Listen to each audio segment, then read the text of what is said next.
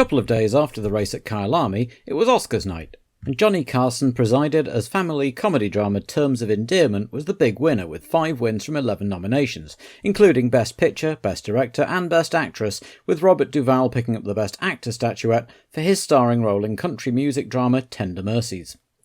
The Indian Army seized key mountain passes on the Siachen Glacier in the disputed region of Kashmir, acting on the belief that Pakistan was preparing to do the same. A week later, Pakistani special forces arrived to eject the 300 or so Indians, and an armed conflict erupted that would last on and off for 19 years until a 2003 ceasefire. The harsh conditions on the glacier would cause more casualties on both sides than enemy action, and cost both countries' economies hundreds of millions of dollars. Over 1 million Brazilians took to the street of Sao Paulo to demand elections, following a crippling economic crisis which had seen inflation running at 239% in 1983. Although the military dictatorship increased press censorship, an amendment mandating elections was introduced in Parliament, only to be stymied when 112 pro-government deputies abstained. In London, a demonstration was being held outside the Libyan embassy when shots were fired from within the building, which struck and killed police officer Yvonne Fletcher, as well as wounding 11 of the Libyan demonstrators. A police siege ensued, during which several attempted bombings in London were prevented, though one exploded in Heathrow Airport with no casualties. Eventually, the siege was lifted, and Libya's entire diplomatic mission expelled. 6 Britons working in Libya were detained as hostages in retaliation.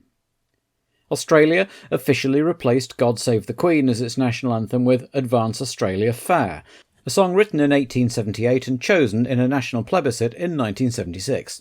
The intervening years had seen the lyrics modified and cut down to 2 verses. The lyrics were tweaked slightly again in January 2021 to change the line "We are young and free" to "We are one and free" in an attempt to include Indigenous Australians.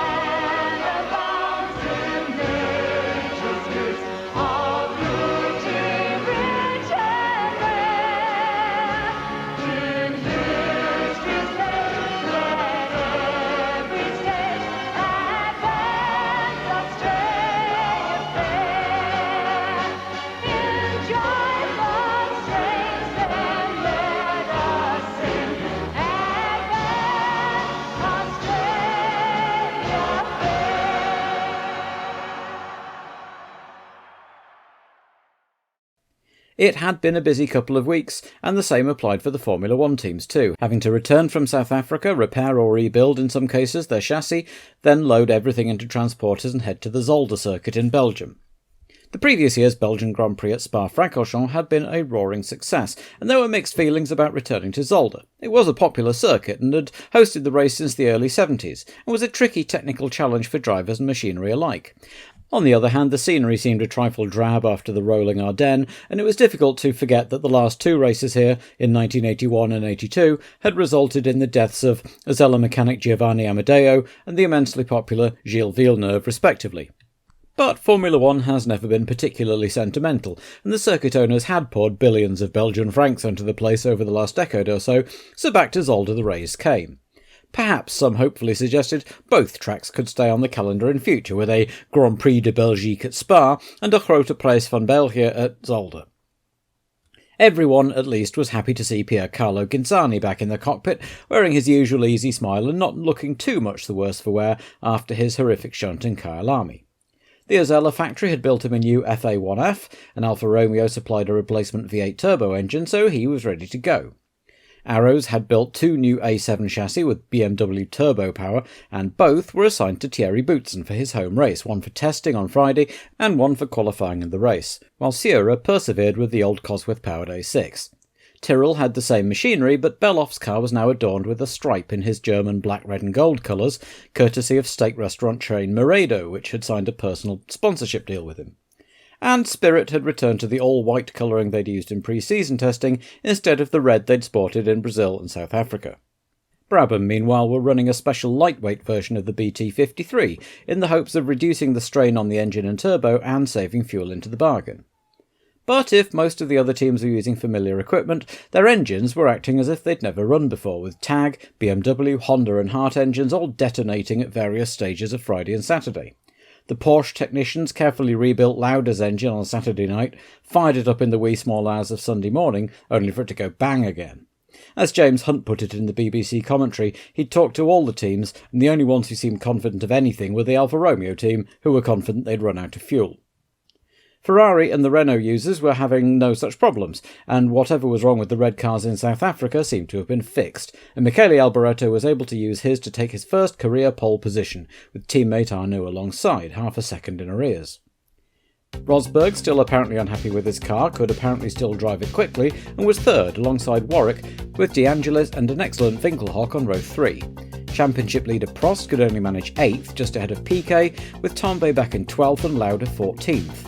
Boutsen put the new Arrows BMW on 17th, just ahead of Fabi's second Brabham, while it was Alio's turn to be the odd man out.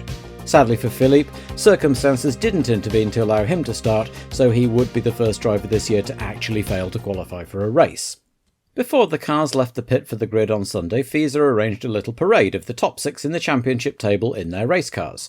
They went round for a couple of laps, and there was nearly an accident when Warwick and De Angelis stopped at the top of the main straight for a bit of a crowd-pleasing drag race, only for Lauda to round the corner and nearly slam into the pair of them. With that silliness out of the way, it was time for everyone else to take to the grid. For reasons best known to themselves, perhaps to aid with fuel consumption worries, the organisers elected to count the parade lap in the total number of laps, so the usually 71-lap race would now be contested over 70. The lights went red, then green, and off they went, except for Keke Rosberg, who lurched forward and stopped. He finally got away at the back, while Alboreto made the most of his maiden pole position to take the lead, with Warwick coming through second, Arnoux third, and Winkelhock an excellent fourth. Cecotto was the first retirement on lap 2 with a broken clutch, and he was soon joined by Riccardo Patrese, who'd been running 6th when his ignition failed. Meanwhile, up the front, Alboreto was just starting to ease out a gap from Warwick, while Winkelhock was also keeping pace with the top 3. Alain Prost had come up into 6th after Patrese's departure, only to also cruise off with a failed distributor. The car doused in foam anyway by some rather over-eager fire marshals. So it was now Piquet up into 6th and challenging 5th place De Angelis, while the top 3 had strung out a little, with 4 seconds between Alboreto and Warwick, and another 3 back to Arnoux, who still had Winkelhock tucked up behind. Piquet got past De Angelis on lap 9, while local boy Boutsen pulled in with engine problems in the new Arrows BMW. He was sent out again to try something, but retired for good a few laps later. Rosberg, meanwhile, was also motoring, making his way up from 26th to 11th by lap 11, and was soon 10th and behind Lauda and Tambay. Niki was a little out of shape going into the start-finish straight, and Keke was able to force his way through. A lap later, he elbowed his way past Tambay into 8th and began clearing off into the distance, while Mansell rolled in to retire from a miserable 20th place, heralding a glut of retirements as Ghinzani, Boutsen for real this time, Lafitte and Hainaut all dropped out within the next lap. Having lost 5th to Piquet, Mansell's teammate De Angelis was now fending off Cheever, with Rosberg bearing down on the pair of them. On lap 22, the Finn muscled past Cheever, while off-screen Piquet had got past Winkelhock and was now pushing Arnoux for 3rd. He got past on lap 25 just as Tambay made the first tyre stop at just over 1/3 distance, followed quickly by Arnoux. The Ferrari pit crew had been practising tyre changes, but to no avail, as a sticking wheel nut meant he was stationary for nearly 19 seconds, and when he emerged he was nearly a full lap behind his teammate. Eddie Cheever pulled off with an engine failure, and didn't look at all happy about it, while Rosberg had caught Piquet and was looking for a way past into 3rd. He found it when Nelson went wide at the hairpin on lap 33, covered his tyres in dust, and watched the Williams disappear into the distance. Warwick made a stop at half-distance and emerged just between Rosberg and Piquet. Winkelhock's fine run was somewhat dented when he came in for his stop, only to be stationary for 27 seconds as the mechanics struggled with their lack of practice. Alboreto had been quietly leading all through, but he had a bit of a moment shortly after lapping 8th place Teo Fabi, sliding wide and bumping across the dirt, but with a lead of some 50 seconds over Rosberg, he was able to come in for a pit stop a couple of laps later in a leisurely 11 seconds and still emerge in the lead by 20 seconds or so. So the big question was whether and when Rosberg would make his stop. With 40 laps gone and 30 to go, he was still showing no sign of doing so. Niki Lauda had by now disappeared with a broken water pump, and Winkelhock's exhaust cracked and put him out too, leaving 15 running, with Beloff now up to an excellent 6th in the Tyrrell and right on the tail of De Angelis' Lotus as the pair came round to lap Tombe, who was having all sorts of problems in the Renault. Finally, on lap 44, Rosberg came in for tyres. It was a slow stop and he emerged 8th, while De Cesaris and Fabi had it coming together and both were out. Rosberg took 7th from Arnoux, which seemed to wake the Frenchman up a bit, and the pair started fighting hammer and tongs as they bore down on De Angelis and Beloff ahead of them, while Beloff's teammate Brundle dropped out after shedding a wheel. Arnoux got back ahead of Rosberg just in time to also pass Beloff, and then De Angelis, moving neatly from 7th to 4th in a couple of corners, while Rosberg also nipped between the pair of them to take both in one smooth manoeuvre and follow Arnoux as he powered off in pursuit of Piquet in 3rd place. On lap 61, Arnoux was right up behind the Brabham and squeezed through, while Beloff made his scheduled stop for a water refill and returned to the track still in 7th place. Alboreto still looked comfortable in the lead, some 40 seconds ahead of Warwick, and had lapped everyone up to De Angelis, with Arnoux 3rd and still charging, but unlikely to get anywhere near him. Rosberg had now caught up to Piquet and outbraked him into turn 1 on lap 64 of the 70. Unseen by the cameras, Arnoux got a bit overexcited after setting fastest lap, and had an excursion into the gravel, losing 3rd and 4th to Rosberg and Piquet, and was now just ahead of De Angelis as Alboreto came round to lap the pair of them.